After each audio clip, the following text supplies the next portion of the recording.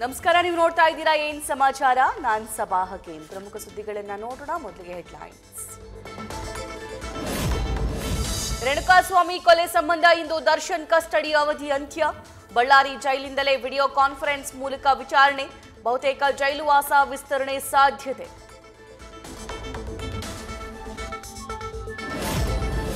ಇಂದೇ ದಾಸನ ಮನೆ ಭೋಜನದ ಬಗ್ಗೆಯೂ ವಿಚಾರಣೆ.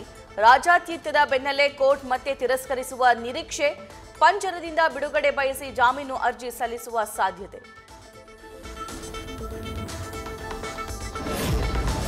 ದರ್ಶನ್ಗೆ ರಾಜಾತಿಥ್ಯ ನೀಡಿದ ಪ್ರಕರಣದ ತನಿಖೆ ಚುರುಕು. ಈಗಾಗಲೇ ನಾಗನ ಶಿಷ್ಯರೇ ಚೇರ್ ಸಿಗರೇಟ್ ಕೊಟ್ಟಿದ್ದು ಅಂತ ಪತ್ತೆ. ಹೆಚ್ಚಿನ ಇನ್ವೆಸ್ಟಿಗೇಷನ್ ಮುಂದುವರಿಸಿದ ಆಗ್ನೇಯ ವಿಭಾಗದ ಡಿಸಿಪಿ ಸಾರಾ ಫಾತಿಮಾ. ಸಿಎಂ ಸಿದ್ದರಾಮಯ್ಯಗೆ ಮತ್ತೆ ಮೂಡಾ ತಲೆಬಿಸಿ. ಇವತ್ತು ಹೈಕೋರ್ಟ್ನಲ್ಲಿ ದೂರುದಾರರ ಸ್ನೇಹಮಹಿ ಕೃಷ್ಣ ನೀಡಿದ ದೂರಿನ ಬಗ್ಗೆ ವಿಚಾರಣೆ. ಸೆಪ್ಟೆಂಬರ್ 12ರಂದು ಸಿಎಂ ಪರ ಅಭಿಷೇಕ್ ಮನು ಸಿಂಘ್ವಿ ವಾದ.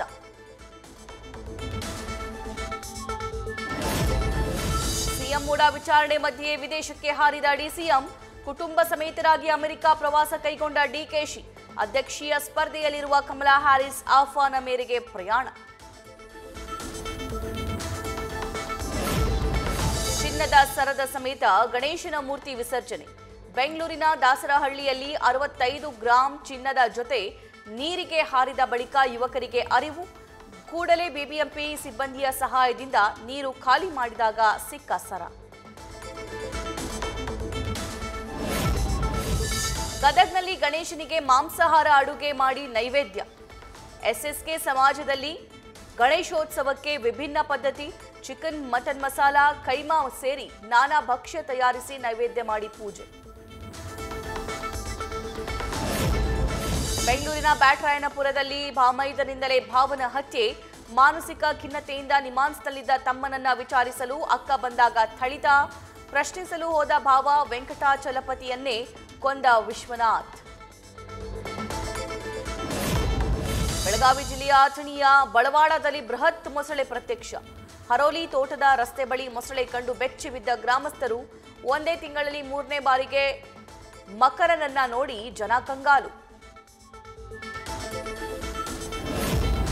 ತರಬೇತಿ ವೇಳೆ ಬೋಟ್ ಮುಗುಚಿ ಇಬ್ಬರು ಜೂನಿಯರ್ ಕಮಾಂಡೋ ಸಾವು. ತಿಲಾರಿ ಡ್ಯಾಂ ಹಿನ್ನೀರಲ್ಲಿ ನದಿ ದಾಟುವ ತರಬೇತಿ ನೀಡ್ತಾ ಇದ್ದ ವೇಳೆ ದುರಂತ. ಮಹಾರಾಷ್ಟ್ರದ ಕೊಲ್ಲಾಪುರ ಜಿಲ್ಲೆಯ ಚಂದಗಢ್ ತಾಲೂಕಲ್ಲಿ ಘಟನೆ.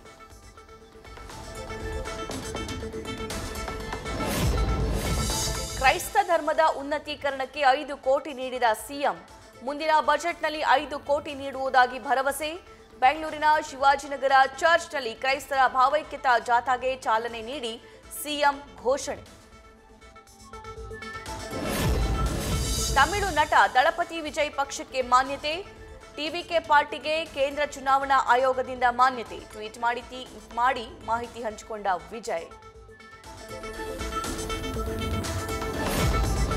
ಭಾರೀ ಮಳೆಗೆ ತತ್ತರಿಸಿದ ದೇವಭೂಮಿ ಉತ್ತರಾಖಂಡ.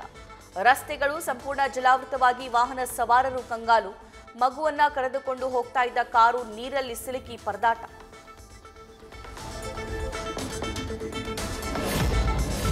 ತೆಲಂಗಾಣದಲ್ಲೂ ಮತ್ತೆ ಅಬ್ಬರ ಶುರು ಮಾಡಿದ ಮಳೆರಾಯ.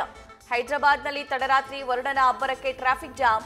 ಮುಂದಿನ 4 ದಿನಗಳವರೆಗೆ ಗುಡುಗು ಸಿಡಿಲು ಸಮೇತ ಮಳೆಯಾಗುವ ಸಾಧ್ಯತೆ. ಒಡಿಶಾದಲ್ಲಿ ವರ್ಷಧಾರೆಯಿಂದಾಗಿ ಕೋರಾಪುಟ್ ಪಟ್ಟಣದಲ್ಲಿ ಪ್ರವಾಹ ಪರಿಸ್ಥಿತಿ. ಹಲವು ಸೇತುವೆ ರಸ್ತೆಗಳು ಜಲಾವೃತವಾಗಿ ಜನರ ಪರದಾಟ. ಸಂಜೆ ಸುರಿದ ಮಳೆಗೆ ಹಲವು ಗ್ರಾಮಗಳು ಮುಳುಗಡೆ. ಟ್ರೈನಿ ವೈದ್ಯ ಅತ್ಯಾಚಾರ ಖಂಡಿಸಿ ಕಲ್ಕತ್ತಾದಲ್ಲಿ ದೊಡ್ಡ ಮಟ್ಟದ ಹೋರಾಟ. ಸಾವಿರಾರು ಮಹಿಳೆಯರು ಸೇರಿದಂತೆ ಹಲವರಿಂದ ಮೆರವಣಿಗೆ. ಆಟೋ ಚಾಲಕರು, ವೈದ್ಯರು, ವಿದ್ಯಾರ್ಥಿಗಳ ಜೊತೆ ಚಿತ್ರರಂಗದಿಂದಲೂ ಬೀದಿಗಿಳಿದು ಪ್ರತಿಭಟನೆ.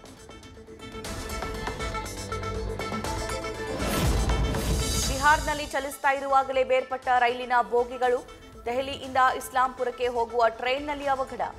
ಪ್ರಯಾಣಿಕರು ಕಕ್ಕಾಬಿಕ್ಕಿ. ರೈಲ್ವೆ ಅಧಿಕಾರಿಗಳಿಂದ ಕಾರ್ಯಾಚರಣೆ.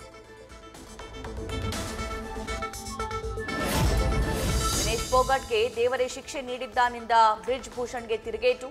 ಪಿತೂರಿಯನ್ನ ಪ್ರತಿ ಹಂತದಲ್ಲೂ ಸಾಬೀತು ಮಾಡ್ತೇನೆಂದು ಕುಸ್ತಿಪಟು. ಈ ಬೆನ್ನಲ್ಲೇ ಒಲಿಂಪಿಕ್ಸ್ ಕುಸ್ತಿಪಟುಗಳ ಬಗ್ಗೆ ಮಾತನಾಡಬೇಡಿ ಅಂತ ಸಿಂಗ್ಗೆ ಬಿಜೆಪಿ ಸೂಚನೆ.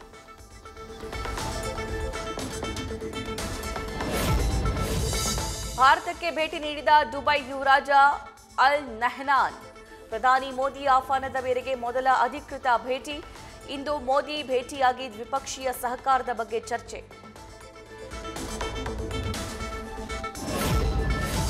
ರಜೆ ಪಡೆಯದೆ ನಿರಂತರ 104 ದಿನಗಳ ಕಾಲ ಕೆಲಸ ಮಾಡಿದ ವ್ಯಕ್ತಿ ಸಾವು.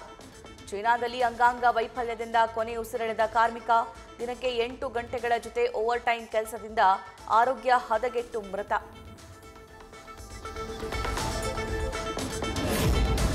ಪ್ಯಾರಾಲಿಂಪಿಕ್ಸ್ನಲ್ಲಿ 29 ಪದಕ ಪಡೆಯುವ ಮೂಲಕ ತನ್ನ ಅಭಿಯಾನ ಮುಗಿಸಿದ ಭಾರತ ಪದಕ ಪಟ್ಟಿಯಲ್ಲಿ 18ನೇ ಸ್ಥಾನ ಪಡೆದುಕೊಂಡು ಐತಿಹಾಸಿಕ ಸಾಧನೆ. ಕಳೆದ ಬಾರಿಗಿಂತ 10 ಪದಕ ಹೆಚ್ಚು ಗೆದ್ದು ಇತಿಹಾಸ.